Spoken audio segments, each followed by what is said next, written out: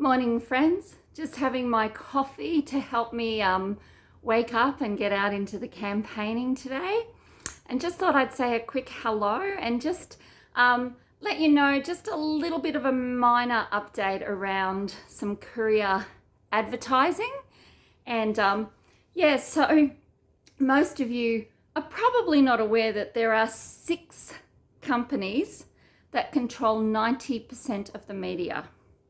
That's correct. 6 companies control 90% of the media. So that means they get to control what you hear. Now, in 2017, most who know me well know that I was involved in the marriage campaign simply because I was concerned about things like gender fluidity and the teaching and indoctrination of radical left-wing policies.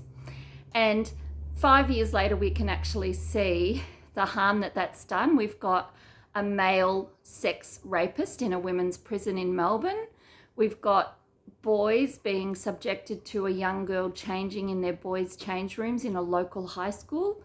We've got a local primary school student who's got a kitty litter tray placed in her room at her request. Well, I'm not sure if she requested it. It seems must have, unless it was the teacher's idea. But why would you give an 8-year-old a kitty litter tray and say, yes, you're a cat?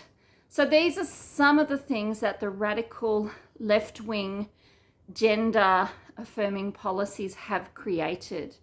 And there are many parents who are concerned about the impacts on their children.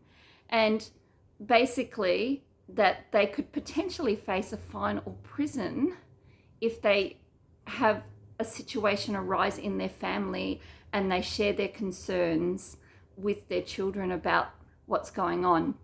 And we know a lot of young people are now coming out and saying, I was not given the appropriate medical advice before I cut off my breasts, and this has caused me severe psychological long-term harm because nobody looked into why I felt gender dysphoria, why I felt the way that I do.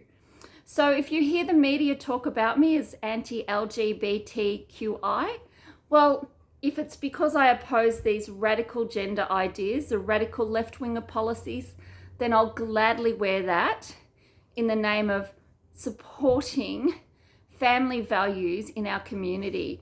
And you know, I at one point heard a lot of people say, stand up for what is right, even if you're the only one standing. And if we fail to stand up for what is right, then I really fear for the next generation.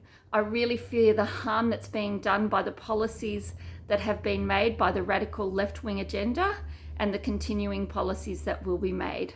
So have a great day, and as you go out to vote in Victoria, think about the future of the generations, and do you want the radical left-wing policies in your community, or are you going to vote against those radical left-wing policies? Have a great day. God bless.